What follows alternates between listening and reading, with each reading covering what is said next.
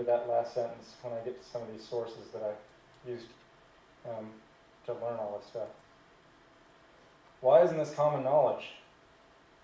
All right, I'm going to play the sound. This is from the audiobook in my book.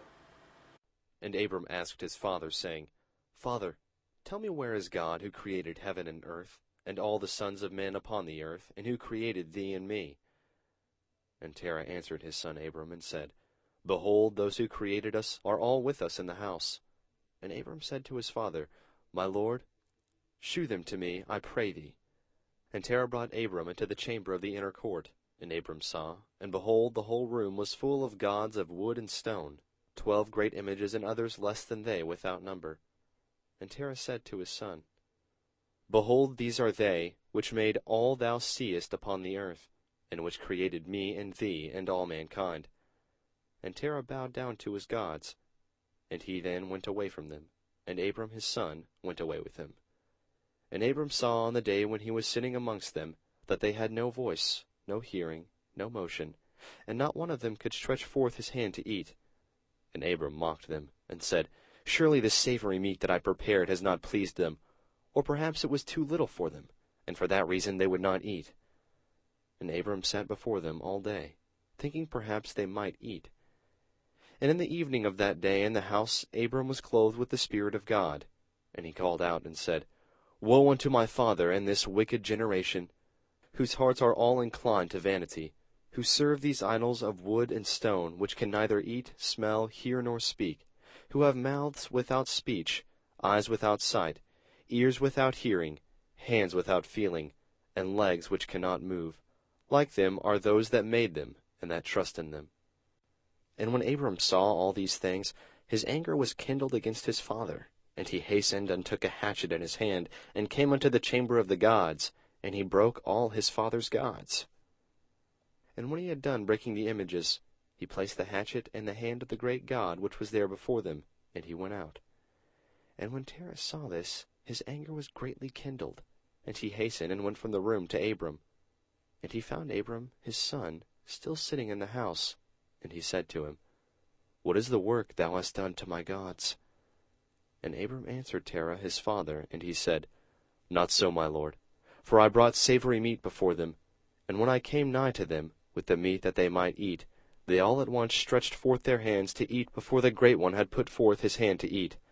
And the large one saw their works that they did before him, and his anger was violently kindled against them. And he went and took the hatchet that was in the house, and came to them and broke them all. And behold, the hatchet is yet in his hand, as thou seest. And Terah said to Abram his son in his anger, What is this tale that thou hast told? Thou speakest lies to me. And Abram answered his father, and said to him, And how canst thou then serve these idols in whom there is no power to do anything? Can those idols in which thou truest deliver thee? Can they hear thy prayers when thou callest upon them? Can they deliver thee from the hands of thy enemies, or will they fight thy battles for thee against thy enemies, that thou shouldest serve wood and stone which can neither speak nor hear? And forget the Lord God who made heaven and earth. Did not our fathers in days of old sin in this matter, and the Lord God of the universe brought the waters of the flood upon them, and destroyed the whole earth? Now therefore, my father, refrain from this, and bring not evil upon thy soul and the souls of thy household. And Abram hastened, and sprang from before his father, and took the hatchet from his father's largest idol, with which Abram broke it, and ran away.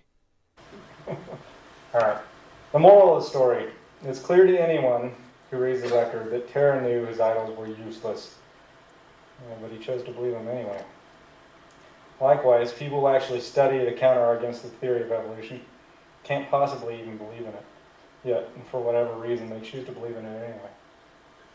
Many people actually decide to reject God, and many people decide to follow the people who reject God. And men are more wicked than good, and what truth our fathers knew is eventually lost to time. Time, drowned out by the false. We are sinful. We are stupid.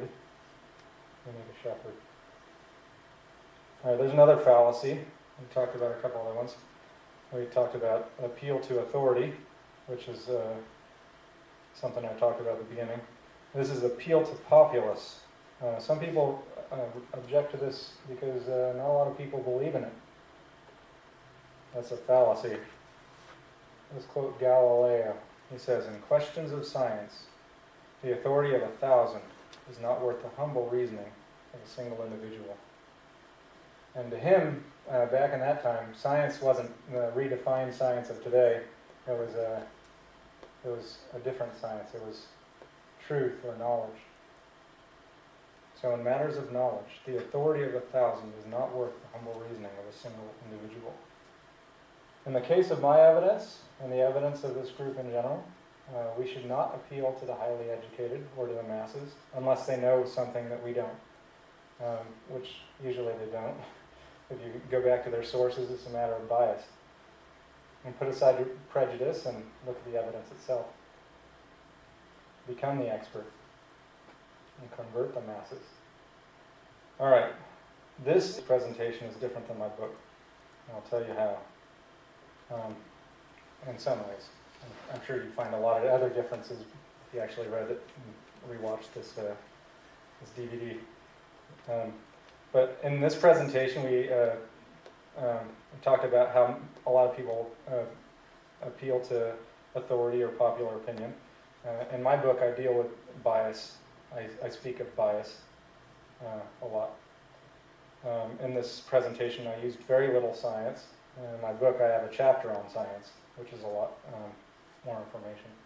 In this speech, there were traces of paganism and flood stories in every culture, and I didn't mention that in my book at all.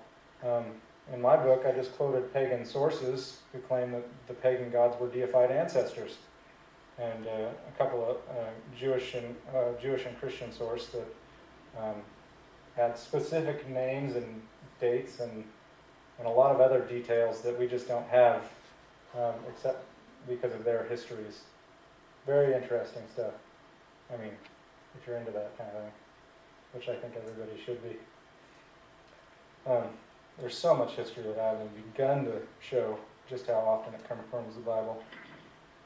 This is definitely worthy of a lifetime of study. All right, let's talk about some other resources.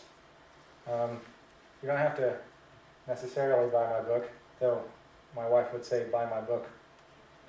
But there are a lot of other sources that have a lot of similar issues to do with the history of mankind and how it confirms a young earth and a young humanity, young being about 4,000 to 6,000 years old.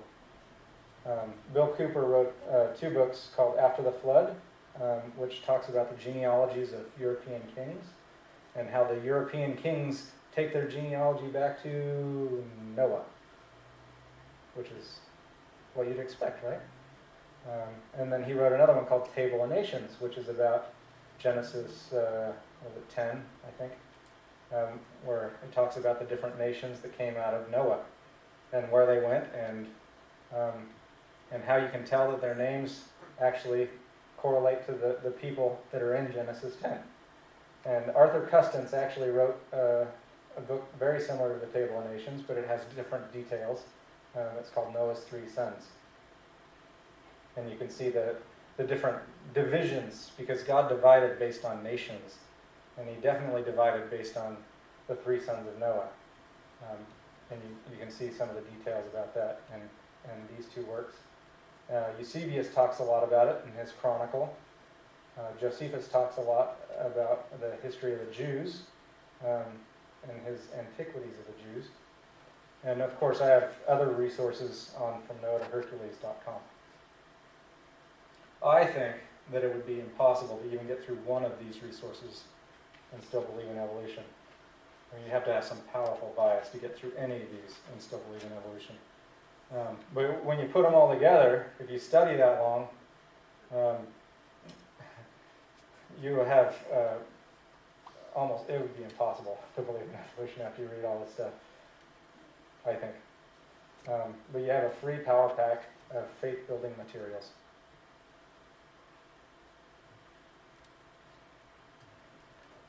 All right, that's the end of my slideshow.